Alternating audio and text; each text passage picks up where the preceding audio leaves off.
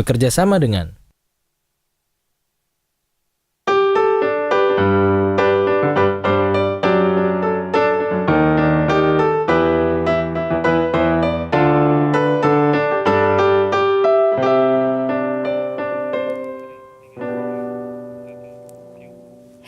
Ya pemirsa, terima kasih Anda masih bersama kami tentunya hanya di Coffee Table Talk, dan kita masih membahas traveling dengan low budget tentunya yang ada dalam buku panduan lengkap wisata Hong Kong, Macau dan juga Shenzhen ya.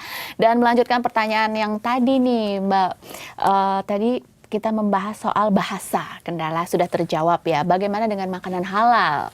Ini gimana nih kita milih-milihnya nih? Ya itu pertanyaan yang paling sering ditanyakan gitu. Saya mau ke Tiongkok nih, tapi gimana ya makannya di sana ya? Aman nggak ya gitu betul, kan? Betul. Sebenarnya nggak masalah sih, karena di sana juga banyak junk food kan. KFC, McDonald gitu banyak sekali. Jadi ya don't worry lah kalau soal makan kan gitu. Bahkan kita kalau memang khawatir banget kita bisa bawa makanan dari sini kan, bekal rendang. Oh iya, memang tahan lama ya. Abon kayak gitu. Makanan-makanan kering, betul. Cuman di sana banyak kok restoran halal. Di Hong Kong, di Shanghai, di Beijing itu sudah pasti ada. Ada restoran-restoran Indonesia juga kah? Banyak kalau di Hong Kong banyak restoran Indonesia. Masakan ya? Padang banyak. Oke. Di situ karena di sana kan banyak juga orang Indonesia yang tinggal di sana kan. Jadi bakso juga ada di Hong Kong gitu. Kalau di Beijing sama Shanghai emang agak susah sih. Jadi makanan halal di sana paling sapi, kambing kayak seperti itu sih. Tapi sudah cukup di beberapa distrik tuh pasti ada restoran halal. Jadi jangan takut sih. Dari sekarang nih ya kita udah harus mulai menabung. Tidak hanya dari biaya tapi juga dengan informasi-informasi itu tadi ya. Ya jadi semuanya dipersiapkan. Kalau misalnya kita ingin mendapatkan kemudahan, ingin mendapatkan kesenangan, kita juga harus korban juga ya. Harus berkorban. Ngirit ya. Tapi juga karena ingin mendapatkan hiburan-hiburan itu tadi ya. Oke, menarik sekali. Tapi dari semua pembicaraan tadi saya juga penasaran nih, kira-kira Mbak Weni ini sudah ke berapa negara sih? Saat ini saya sudah ada 5 buku dan negara Korea, Jepang, Bangkok, Thailand ya, Thailand, Cina udah di beberapa kota, Beijing, Shanghai, Hangzhou, Hong Kong, Macau, Shenzhen. Luar biasa ya, banyak sekali ya. Dan itu semuanya dijadikan buku? Iya. Semuanya dijadikan buku. Luar biasa. Itu rata-rata biasanya persiapannya berapa lama itu satu buku? Yang paling cepat Hong Kong, 6 bulan.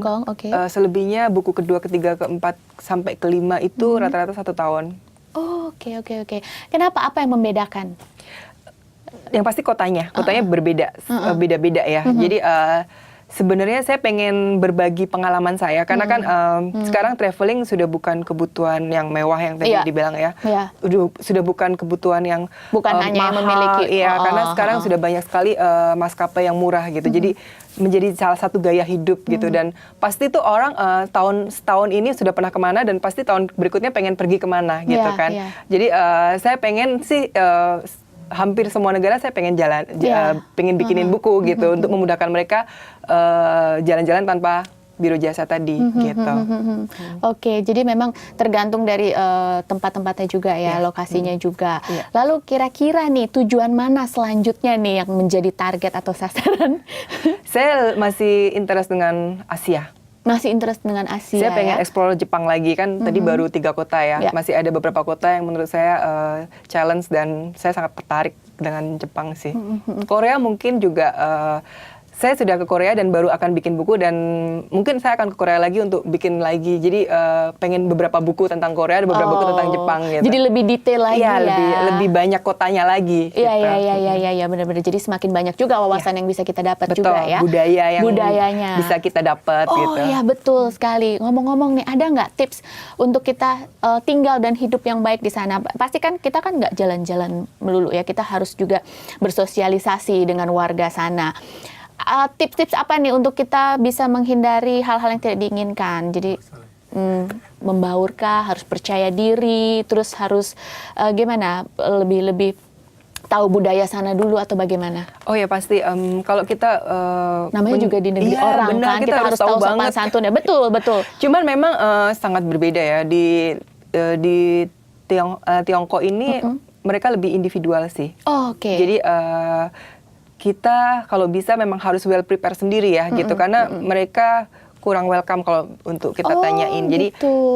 kalau kita ingin bertanya sebaiknya di hotel gitu, atau kalau nggak ke Tourist Information Center gitu. Oh, Karena iya, mungkin iya, iya, mereka iya. nggak welcome karena bahasa juga kali Karena ya. bahasa juga, Iya, betul, betul. Itu. Jadi kalau di Tiongkok ini emang agak lebih tantangan sih, challenging banget gitu karena Survive banget ya. survive banget Betul, gitu. betul. Karena kebanyakan mereka ke sana, hampir mereka yang saya temuin ketemu wisatawan dari Indonesia, mereka Iya. mesti ikut tour gitu. Oh ya ya, jadi disitulah kita juga ditantang ya Iya. untuk bisa membaur dengan sesama turis lainnya, Betul. supaya kita juga tidak menyalahi budaya di sana, dan juga mungkin Dan- kita nggak boleh takut-takut kali Iya, ya, bener-bener. kan ada kejahatan-kejahatan juga kan pasti ya. Dan memang di Tiongkok memang terkenal dengan jorok ya.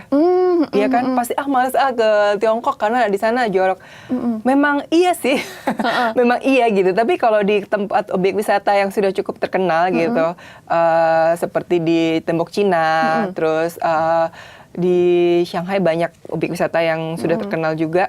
Di kuil-kuilnya Iya, gitu, iya. itu mereka sudah cukup ini sih, nggak yang seperti yang diceritakan Iya, di iya, iya. kamar mandinya seperti apa, Iya, iya, WC-nya iya. seperti apa, itu sudah manusiawi sih gitu. Oke. Memang disarankan kalau ingin ke kamar mandi ke mall aja Ke atau mall ke hotel aja, kayak ke gitu sih. hotel. Oke, tapi nggak ada salahnya juga kalau kita juga Iya, mempersiapkan iya, ya segala macam Betul, bentuk-bentuk betul. Dan- untuk menjaga kebersihan dan itu ya. Memang itu udah budaya sih, jadi kita nggak bisa rubah ya, kayak Oke. anak kecil yang buang air sembarangan itu emang udah budaya dia gitu, dan ya udah kita menghormati aja sih. Oke, Gitu. ya. Oke, Mbak Weni, senang banget ya kita pembicaraan ini benar-benar bermanfaat untuk kita semua ya. Kita jadi tahu bagaimana kita traveling atau melakukan perjalanan tapi dengan low budget. Nah, kita tunggu nih buku-buku berikutnya ya, pasti akan kita ikuti juga.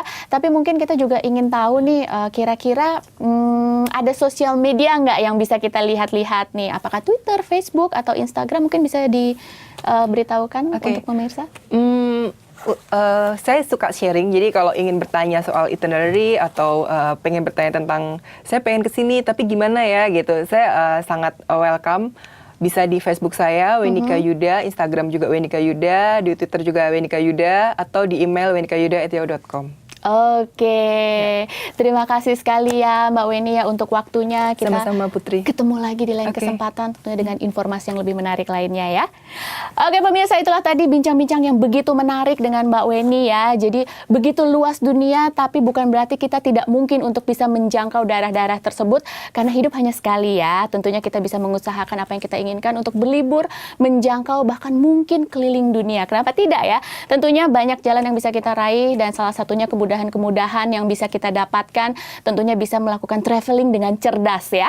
Salah satunya melalui buku ini, panduan wisata lengkap nih, Hong Kong, Macau, dan juga Shenzhen. Dapatkan sekarang juga di toko buku terdekat, dan buku ini keluaran BIP, Buana Ilmu Populer Kelompok Gramedia ya. Dapatkan sekarang juga, supaya karena ini sebentar lagi kan juga sudah masuk ke musim liburan ya, tidak ada salahnya kalau kita mempersiapkan dari sekarang.